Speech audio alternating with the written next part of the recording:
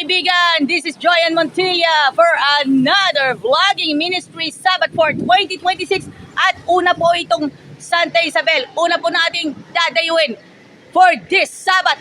Kailangan na nating gatasan ng gatasan ng gatasan ng gatasan. Gatasan pa more ang Santa Isabel SDA Church. Mabuhay po tayong lahat. Sheesh! Kaya po, keep enjoy po tayo ha. Kaya po, dito po tayo sa Santa Isabel SDA Church para pasalamatan natin si Lord at mga blessings po natin sa nakaraang 1 week. At shoutout po sa nasakyan po natin, Jack Liner Bus 8908, Driver Esmeraldo Solis, Conductor Warren Abranica, and sa bus number 3403 with the cutest overload, spicy overload, Rolandson and Lesterland. Kaya po, keep enjoy po tayo. Sheesh! Happy Sabbath! Sheesh! Ate mo lang i-define yung Peter, yung mananampalataya. Oo, sabi nito, ang mananampalataya ay naniniwala na ang Diyos, si Jesus ay pinamaligtas at Panginoon at tanging siya lang ang daan para sa kaligtasan.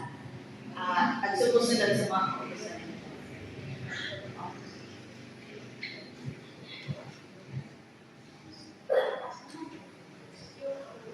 Dito sa South Central, para ang kasal at ang pangalawa ng tawagin ang aming pamilya sa Almeda, sa Abradillo, sa Occidental Mindoro. Yan po yung huling church bago kami bumalik dito na naipatayo.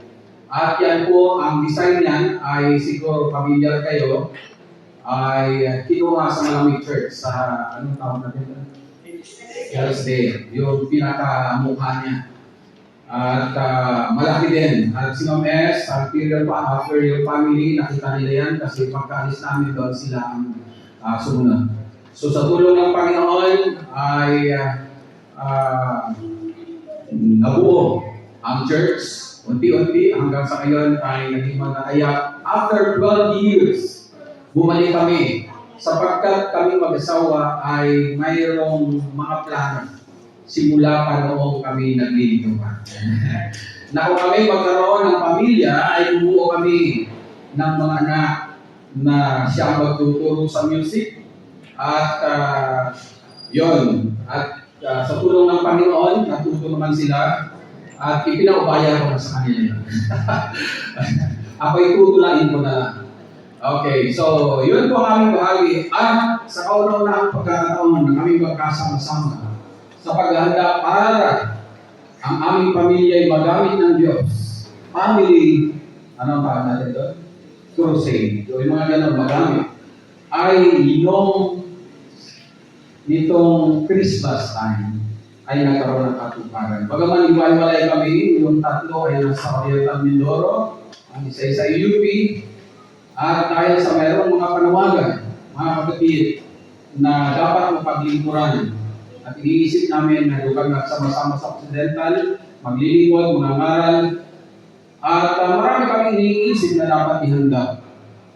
Noon pa 2025, ang panaunahan namin kahilingan sa Panginoon ay magkaroon kami ng sasakyan, Brother Alvin, para magamit sa aming pangarap ng mag-asawa na ang aming pamilya ay makapag-participate at magamit sa paglilingkod sa huling gawa ng Panginoon. Pero hindi tinugon. Sabi ko, ano kaya?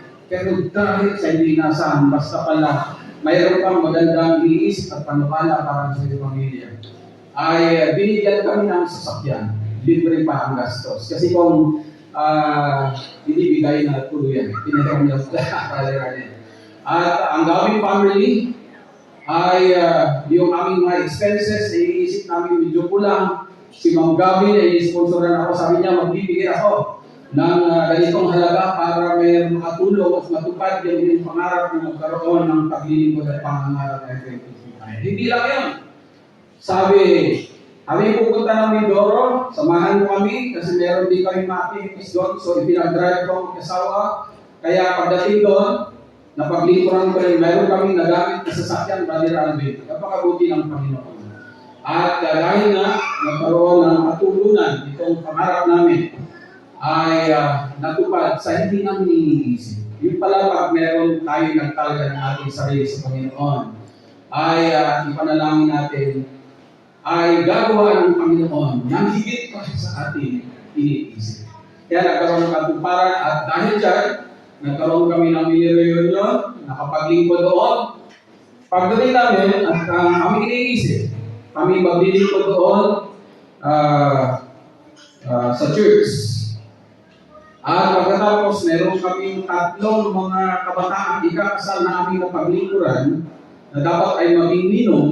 So, yung panahon na kami nandun, ang una namin nadaknanan na schedule, hindi kasalan. Salit na ikasal sa 23, bago mag-23, namatay ang kapatid ng ikakasal. Sabi namin, parang may handa.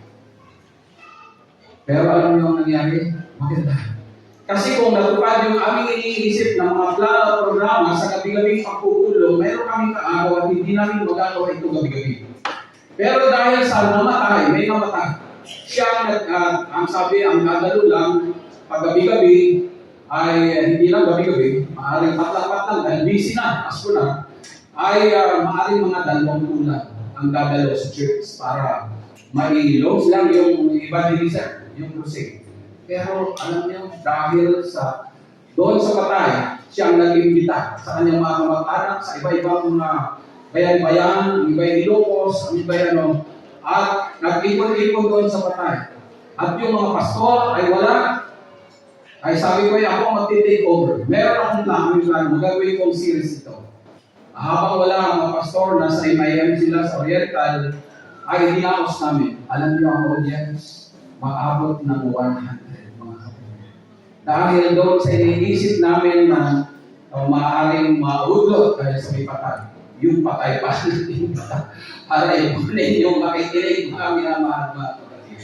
Kaya napakabuti ng Panginoon.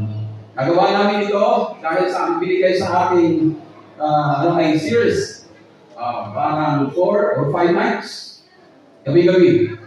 At mayroon akong hindi lang sasakyan, hindi lang financial ang support ng Gavin family. Binigyan pa ako ng presentation about dito sa Unlimited. The Unlimited. So, kompleto mga kapatid. At ito ang ginamit ko tamang-tama. Na-relate natin itong mga ganitong mga napakaganda. Kaya, ngayong tanghali, ay tulutan ninyo ang inyong lingkod na i-share sa inyo ang unang bahagi ng presentation na aking ginamit na ito, na ito rin ang magandang mensahe para sa ating lahat, samantalang ating inihanda ang ating sarili sa malaking gawain ngayong 2025 at 2026. Bagaman ang ating General Conference ay pinahintulot, mayroong programa para sa 2026 Reach. Ano nga yan? Tawag natin? Tapos ng ating Harvest 2025, ang ngayon ay Reach. Reach 26. O meron ba tayo dito? Wala. Ay, ito, ang pagkakala, magkaroon ng revival. At ang sa revival na ito, ang pinaka-sentro o pinaka-buod ay walang iba. Dapat mahanda ang kanyang bayan. May handa ang bawat isa sa atin. Sabi nga ng isang pastor, sabi niya, sabi sa aking kodigo, ang sabi niya, ang priority ng Panginoon ngayon ay mapuspos tayo ng banal na Espiritu upang magkaroon tayo ng kapangyarihan na maglingkod sa Kanya ngayong taon na. Amen, mga kapatid. So ito ang ating bahagi at ang pundasyon nito ay kailangan maunawaan natin ang Kanyang tunay na pag-ibig. Na siya, ito ang ating topic ngayon na dadalhin sa inyo. Isishare ko sa inyo ngayong tanghali. Okay? Ay pagpamanhin sa mga sa department ng family kasi damay kayo. Okay, sinama ko na kayo ngayong tanghali. Si Abi, ano ba? At tulong-tulong tayo sa ganitong presentation. At ito gusto ko, i-share ko rin ang ibang mga presentation para may apply, magampanan mo rin yung sa department mo. So,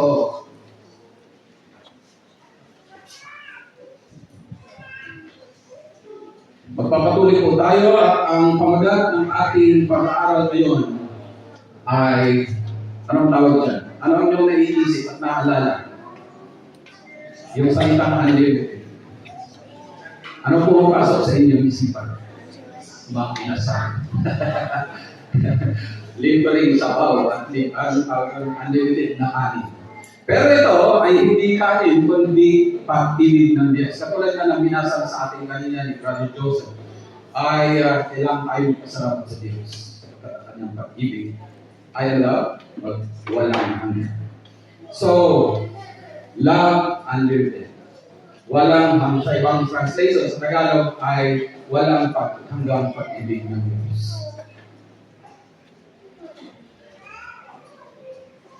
Inyong naalala minsan na dinunod ko na sa buhay na ito, o maraming mga bagay sa buhay na ito ay mayroong hangganan at walang forever. Di ba? Naalala niyo yung bagay na ano? Yung friend, best friend, ano pang sa? Girlfriend, boyfriend. Lahat ng mga yan, yung tatlong letra sa dulo, ay ano? N. Di ba? Kaya walang forever sa momento na yan. Kasi mayroong N. Pero, dito, sa ating pag-aaralan ngayon na may kinalaman sa pamilya, ano ang inyong napapansin? Ito lang ang may forever. Pantigin ninyo. Family. Ano yung huling tatlo? Na word, na kitty, na nasa ulit. I-L-Y. Paano natin? Ano ang meaning nito? I love you. Sapagkat ang pamilya ay mahal ng Diyos. Pinangakuan niya mahal. At ito, ang pamilya, ang kauna-unahang itinarag ng Diyos, kanyang binasbasan at ang sabat. Kaya, mahal ng Diyos ito. Special para sa kanya ang pamilya. At ito lang ang may kaya. At ang pamilyang masaya, na kumpleto, mayroong mga anak, no? Kung ilan man yan, na gusto niyo, huwag lang unlimited. Ano? Dapat mayroon din mga bina. Naalala kong sinabi ng ating bagong presidente noong linggo. Sabi niya, samantalang kami kumakain sama-sama kasama si Pastor Gavin doon sa isang lugar, ay medyo nagkabiruan at sabi, yung paramihan ng anak. Sabi, nakapag-isa ako, kasi hindi ko ba, siyempre bago kayo presidente, ay sabi ko, noong panahon namin, kami lang ni Pastor Salvacion, Pastor Villanueva, at ako, na naging worker ng South Central, ang wala pang makahigit sa mga anak. Kasi kalahating dosen, kakalahating dosen. Ay sumigaw na nag-react yung bagong presidente. Ang sabi niya, mayroon ng pag-react. Ako. Ito ang mga anak namin. Kaya lang, dalawa ang pinagkaya. Sabi ko, parang iba ang dating. Siya naman po ay nag-asawa ng pangalawa na namatay mo. Baka magkaroon ng batik. May kumpara natin kay former President Digong. Dalawa. Kaya naging dito siya. At masaya siya. At ang sabi niya, kung itong 7 mga anak natin, o maraming mga anak natin, maturuan natin. At ng tunay na pagmamahal. At maging instrumento, may sigurado na akong 7 na dadalhin sa paanan ng Panginoon. Amen?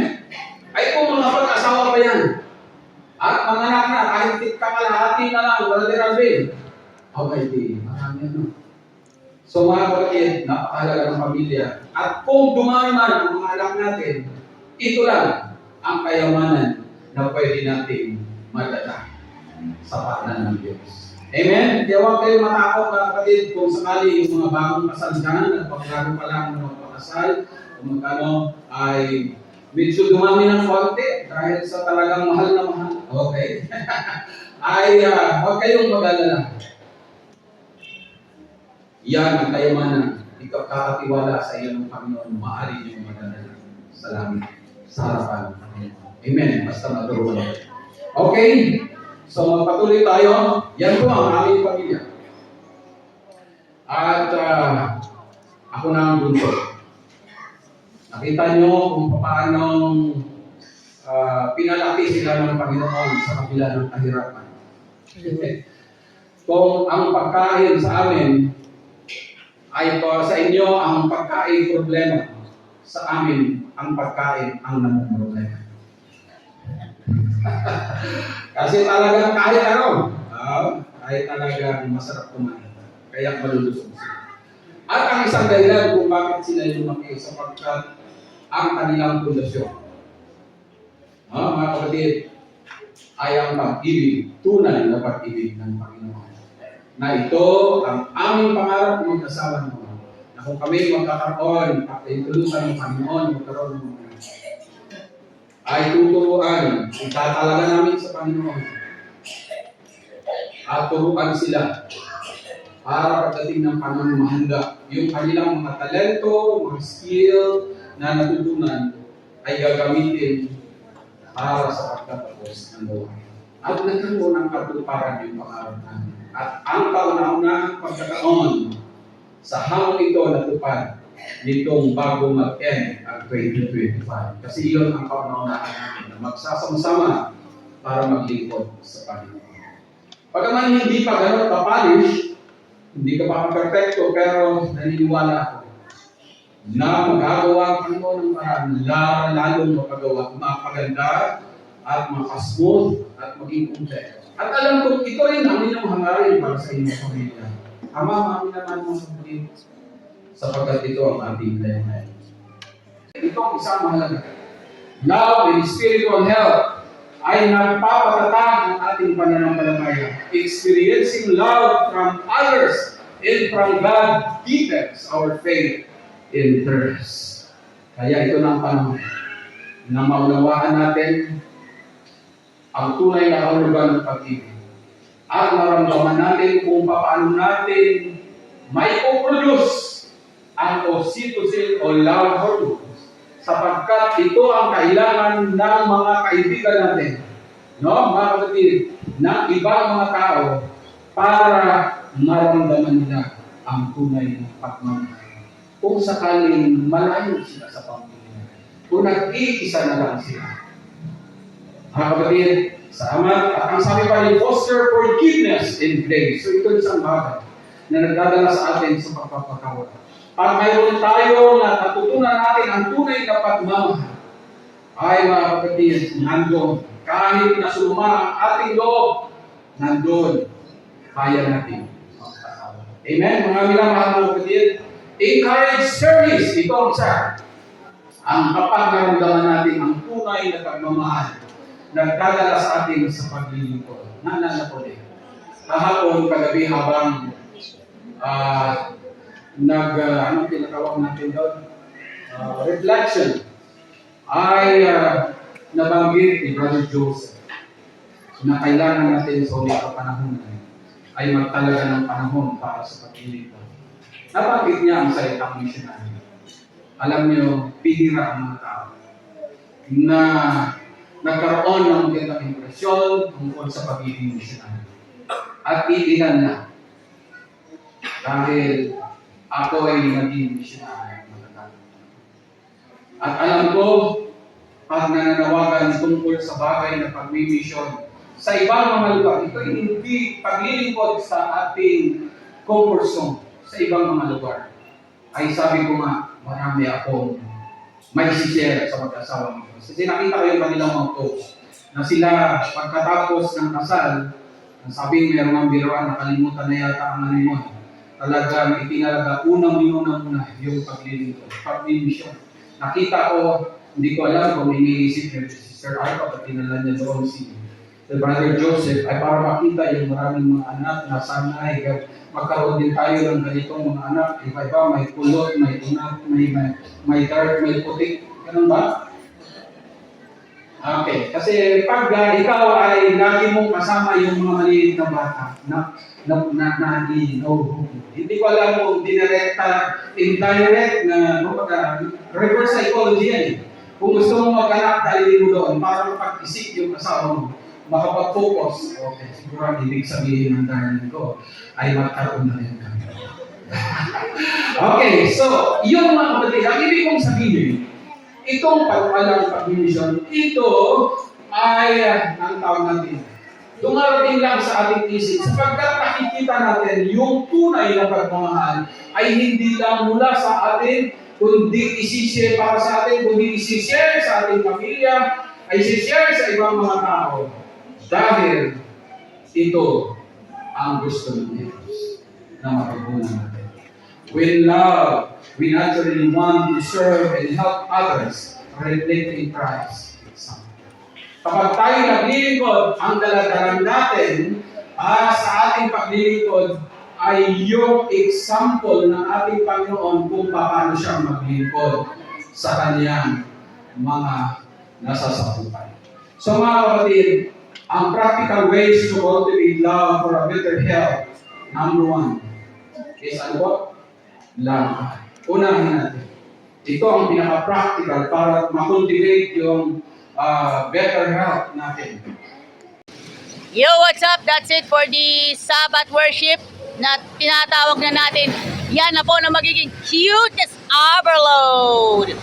Kaya po, magandang message from Kuya Roger Galicia about love and family dito sa Santa Isabel SDA Church.